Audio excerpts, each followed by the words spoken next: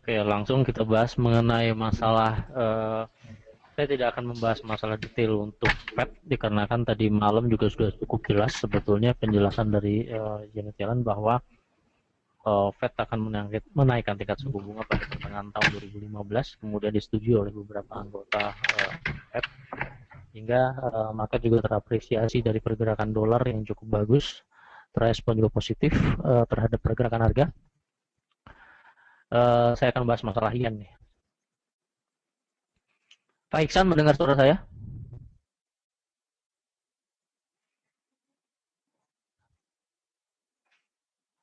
Oke, Ibu Tita mendengar suara saya tidak? Ibu Tita? Oke, terdengar ya. Pak Iksan sendiri yang tidak terdengar. Oke, kita lihat di chart bahwa dolar yen secara jangka panjang setelah oke, terima kasih Pak Fauji. Tahun 1975 sempat menyentuh ke angka 306 ya, 306 yen per dolar terlihat juga cukup jelas. Pergerakan hingga pada tahun 2014 terlihat dolar yen terus-menerus mengalami penguatan.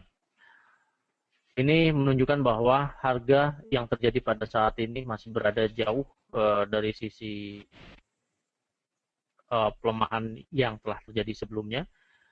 Level-level 124.14 merupakan level yang sangat dimungkinkan juga untuk mencapai dikarenakan pada tahun 2006 hingga 2007 itu sempat historical data yang terjadi juga cukup ada.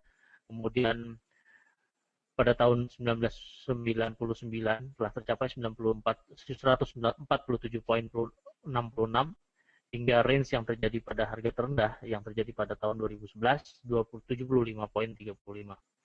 dolar per yen. Nah, ini yang hendak dicapai oleh pergerakan dari harga yen ke depannya. Kita tahu kemarin bahwa Shinzo Abe memimpin kembali dalam periode selanjutnya untuk menjadi Perdana Menteri.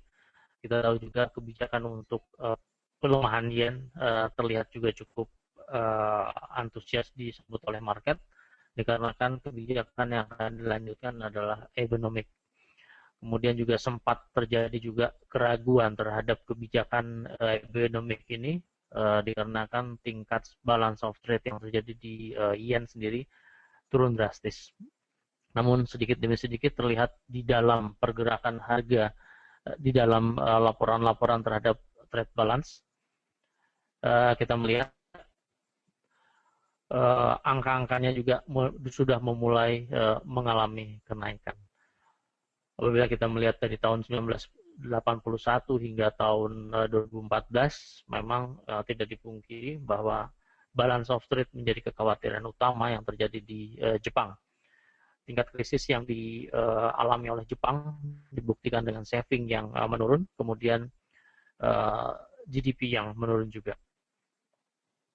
Kemudian hasil dari economic data yang terjadi ini juga menjadikan bahan untuk bahasan-bahasan politik dari beberapa Perdana Menteri sebelumnya untuk menempati posisi kepemimpinan, sehingga terakhir Shinzo Abe membuktikan bahwa kebijakan yang dicapai untuk ke belakang dirasa cukup tepat untuk terus dilaksanakan. Kemudian publik juga tetap memilih partai yang dipimpin oleh dia, kemudian juga partai dia adalah Democratic Liberal. Kemudian juga kita melihat secara jangka pendek maupun menengah, balance of trade yang terjadi di Jepang meningkat.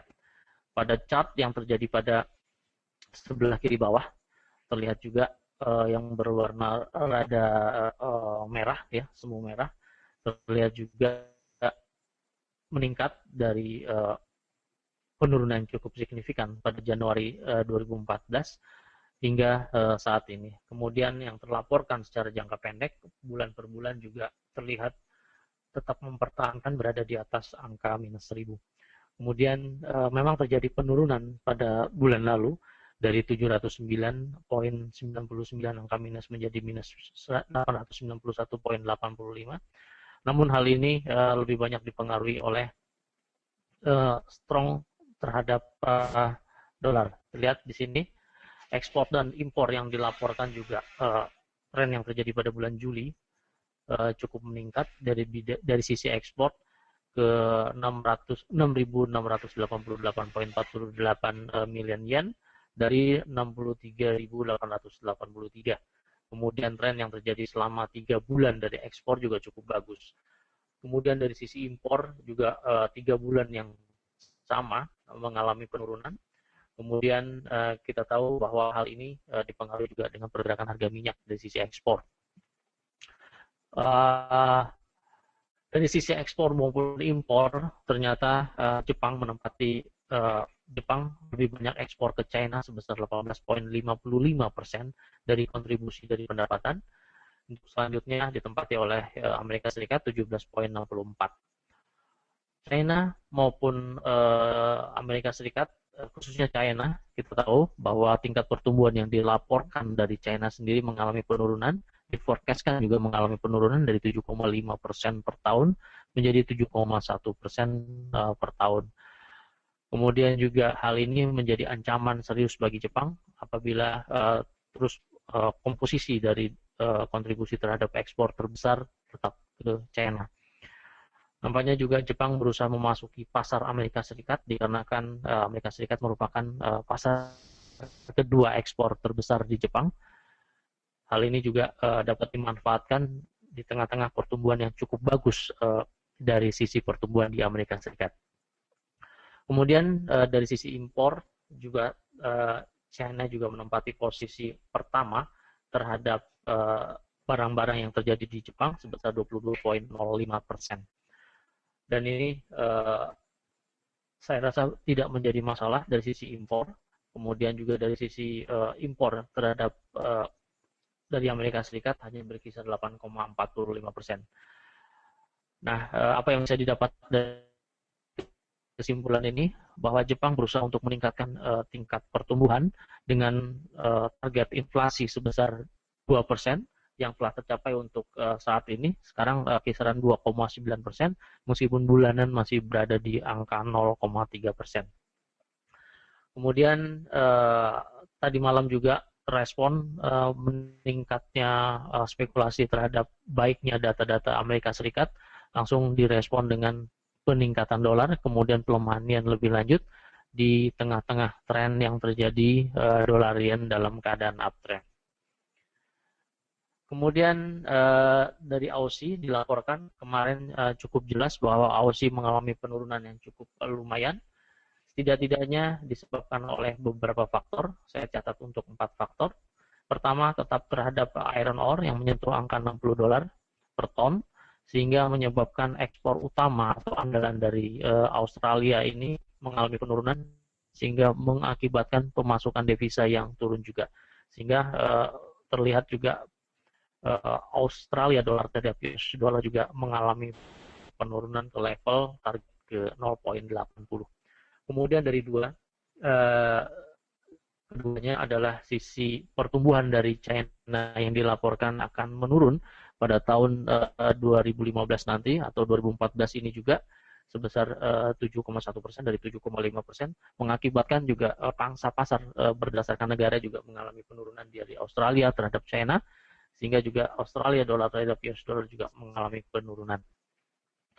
Kemudian dari angka Amerika Serikat juga mengalami peningkatan apabila kita melihat dari cross yang terjadi antara Australia dolar terhadap US dollar sudah barang tentu ini mengakibatkan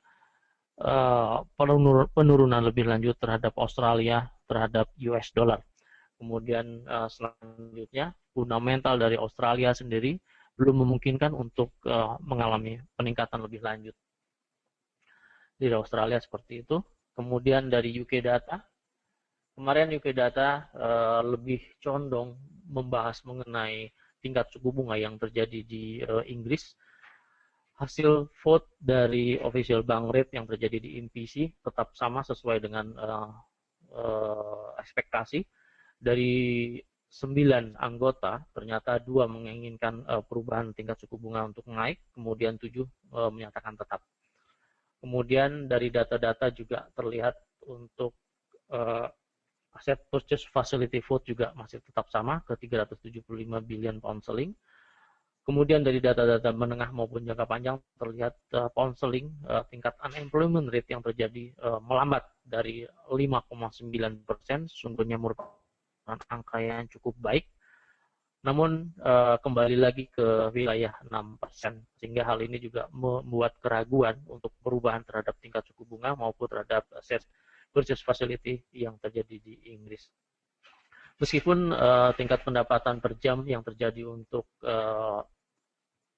bulanan di sini cukup bagus, dari 1% menjadi 1,4%. Kemudian claimant account change yang terjadi juga cukup bagus, dari minus 25,1 menjadi minus 26,9. Kesimpulan yang didapat dari fundamental yang terjadi tadi malam bahwa Inggris mengalami keengganan untuk menaikkan tingkat suku bunga dalam waktu dekat ini, sehingga tetap memperhatikan dari data-data fundamental faktor pendukungnya. Kemudian kita melihat dari Fed News, tadi sudah dibahas bahwa Janet Yellen menyatakan akan sabar menunggu untuk menaikkan tingkat suku bunga pada pertengahan tahun 2015. Kita tahu Fed meeting yang terjadi ke depannya terjadi pada tanggal 27-28 Januari 2015, kemudian tanggal 17-18 Maret 2015, kemudian tanggal 28-29 April 2015.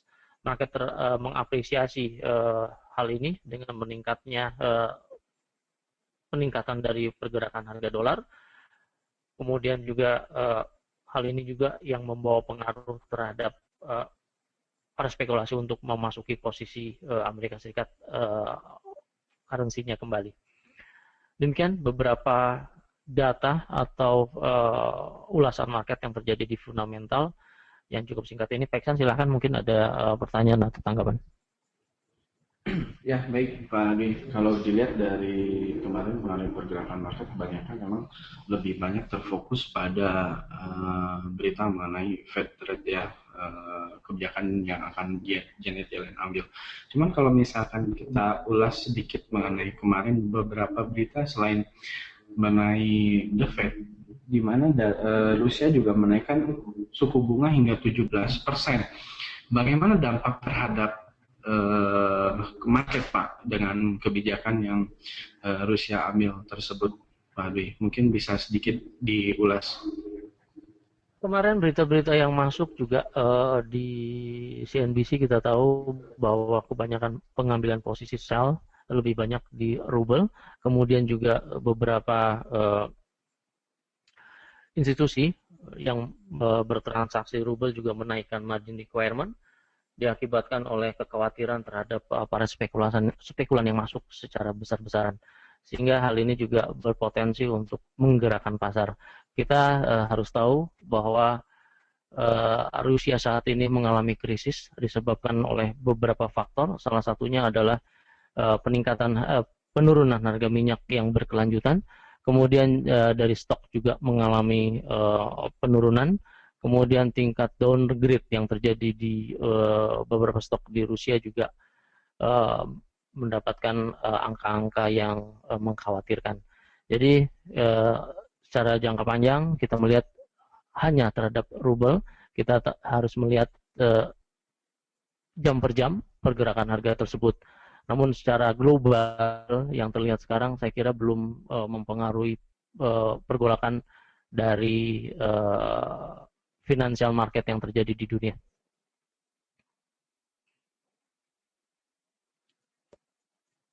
Oke, Pak Ade, kalau misalkan dengan data tersebut, kalau terhadap euro Pak, dari pengaruh dari Rusia ini bagaimana Pak? Impact-nya langsung, mungkin bisa kita lihat juga di data-data mengenai teknikal juga. Silakan Pak Ade. Kalau masalah euro saya belum melihat mengenai ke rubel ya. Saya belum lihat, saya hanya melihat sementara ini secara teknikal bahwa euro tadi malam juga terdepresiasi disebabkan terapresiasinya dolar. Jadi saya kira korelasi antara Rusia dengan euro ini saya belum melihat secara jelas bagaimana, sejauh mana akibat dari pelemahan dari rubel ini, Pak. Oke. Ya baik, Pak Dewi, silakan mengenai dari sisi teknikalnya seperti apa, Pak? Dari sisi teknikal kita melihat tadi malam hingga pagi hari sempat menyentuh ke angka tertingginya yaitu di 89.143. Kemudian saat ini juga masih berada di atas. Kemudian hal ini membuat pola yang terjadi pennant ya, sedikit pennant. Kemudian juga kita melihat faktor-faktor penerusan untuk peningkatan dolar juga apabila terjadi breakout di 89.140 besar kemungkinan dolar mengalami kenaikan kembali. Respon terhadap peningkatan dolar ini mengakibatkan penurunan di pound sterling terhadap US dollar.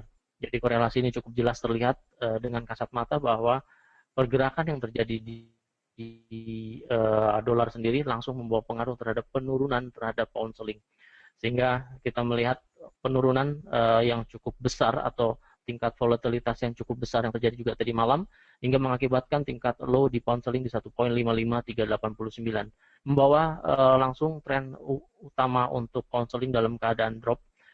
Kemudian juga dropnya pound sterling juga ditambah dengan berita bahwa kekhawatiran terhadap peningkatan tingkat suku bunga fundamental yang terjadi di Inggris sendiri juga membawa pengaruh terhadap penurunan lebih lanjut terhadap pound sterling. Kemudian di sini ada support yang terlihat di 1.553 sehingga kelihatannya untuk penutupan hari Minggu ini pada hari Jumat besok nampaknya akan tercapai dengan mudah di 1.5537. Kemudian jangka panjang kita melihat di sini ada support yang cukup jelas wilayah range area dari 1.48103 hingga ke 1.51274. Saya mempergunakan garis monthly. Kemudian di sini juga arahan untuk mengejar harga ini cukup jelas. Kemudian power yang terjadi juga cukup jelas sehingga kemungkinan akan berulangnya kembali ke wilayah area 1.511 hingga ke 1.47 menjadi tujuan utama untuk penurunan dengan pound sterling terhadap US dollar. Kemudian di euro telah memasuki wilayah support, monthly juga terlihat di sini memasuki wilayah support. Kemudian range yang terjadi untuk jangka panjang terlihat di 1.232 dari harga saat ini. Ya, dari harga saat ini kemungkinan menyentuh ke angka 485 poin untuk jangka panjang pergerakan di euro terhadap US dollar. Kemudian jangka pendek kita melihat medium ya, daily yang kita ambil. Di sini juga terus kembali lagi ke tren awal bahwa terjadi penurunan, trend down yang terjadi di euro terus mengalami penurunan. Target untuk penurunan untuk bulanan terlihat di 1.22382. Kemudian di Australia cukup jelas di Australia bahwa 0.80 menjadi target utama untuk penurunan setelah breakout terhadap support yang cukup bagus di sini 0.83. Kemudian yang terlihat di sini ini symmetrical triangle yang terjadi. Kemudian saya target untuk penarikan garis untuk support yang terjadi pada tahun 2009 menjadi hal yang utama atau fokus utama, yaitu 0.80 menjadi target. Kalau kita lihat untuk jangka panjang, kita bisa melihat seperti ini. Jangka panjang terjadi di 0.62.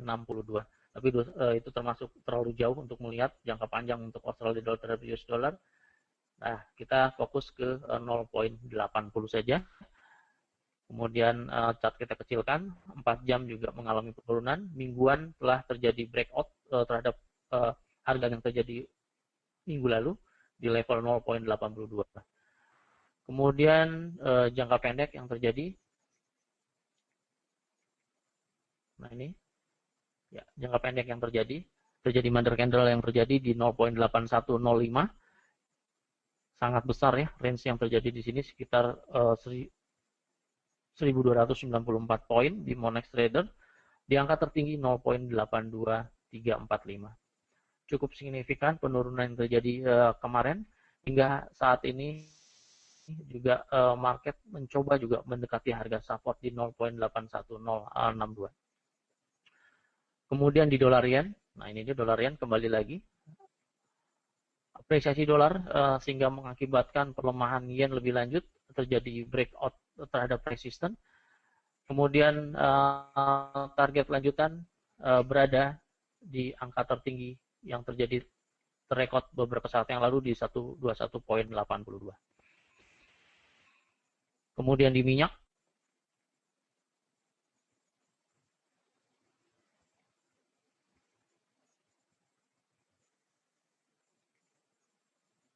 ya, minyak kemarin sempat naik dikarenakan stok yang menurun, ya, stok yang menurun ke 0.8 million barrel. Kita melihat dari dari minggu lalu ke 1.5 million barrel. Kemudian juga mengakibatkan secara jangka menengah bahwa harga minyak terjadi peningkatan. Namun secara jangka panjang belum ada tanda-tanda bahwa terjadinya reversal yang terjadi di minyak. Fundamental juga belum terlihat cukup jelas, sehingga ada baiknya kita tetap mengambil posisi untuk pengambilan sell kembali setelah mengalami breakout terhadap support di wilayah 54.55. Dikarenakan kita melihat harga psikologis yang terjadi di sini berada di 50.42. Saya melihat angka terendah yang terjadi pada bulan Mei 2009, harga terendah yang terjadi ada di 50.42. Saya rasa pergerakan harga minyak cukup menarik untuk diikuti. Terus penempatan posisi kembali dalam keadaan short dengan memperhitungkan money management cukup ketat. Kemudian di minyak, kembali lagi minyak merespon reversal dari resisten cukup jelas, ditandai dengan candle yang terjadi juga pada minggu ini. Kemudian target penurunan harga emas terlihat untuk mingguan di 1137.10. Kemudian kita melihat untuk pergerakan chart daily-nya sendiri, sama seperti chart untuk weekly, terlihat cukup jelas bahwa respon terhadap resisten terjadi reversal. Kemudian saat ini telah terjadi breakout di 1186.25. Penurunan lebih lanjut, kita mempergunakan harga yang terendah selama bulan ini, yaitu di 1142.11. Sudah barang tentu di sini ada resisten yang cukup menarik untuk diikuti karena terjadi 2 kali terjadi selama 2 hari di 1237.67 untuk pergerakan harga emas.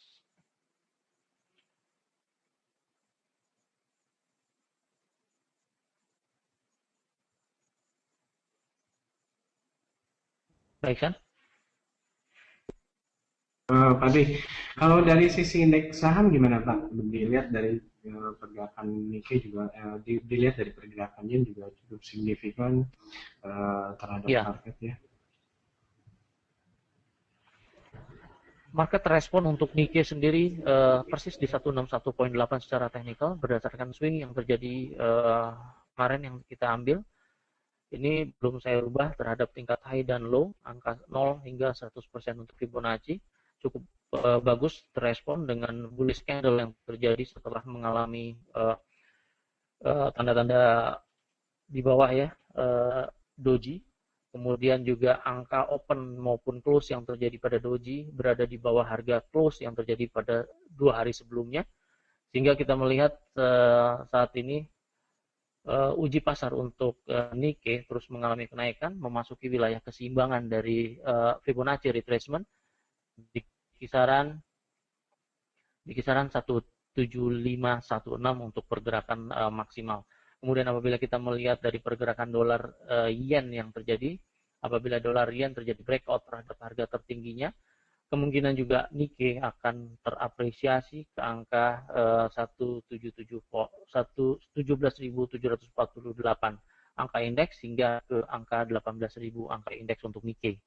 Kemudian Hang Seng tadi pagi terjadi open gap, kemudian di sini kita melihat chart 1 jam juga terlihat berusaha untuk menutupi gap 50% di kisaran 22.718. Kemudian kita melihat di sini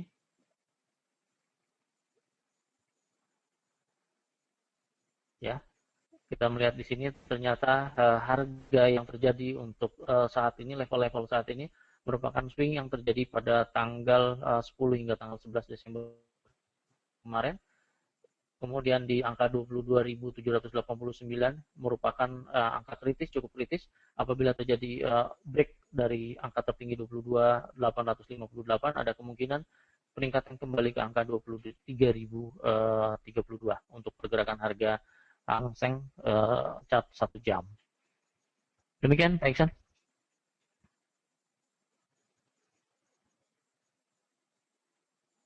Baik, Pak Dwi, terima kasih atas semua ulasan baik dari sisi fundamental dan teknikal. Mungkin saya tarik garis kesimpulan kalau dilihat dari ulasan bahwa dari Jepang sendiri positif dari kebijakan yang diambil oleh Abe, Shinzo Abe berdampak positif untuk Japanese yen, terus kemudian mengakibatkan juga dari sisi indeks saham Nikkei mengalami penguatan, ditopang juga dengan data-data mengenai Amerika, mengenai suku bunga juga itu mendapatkan dampak yang positif untuk Jepang. Kemudian dari sisi Australia, di mana tren masih mengalami penurunan.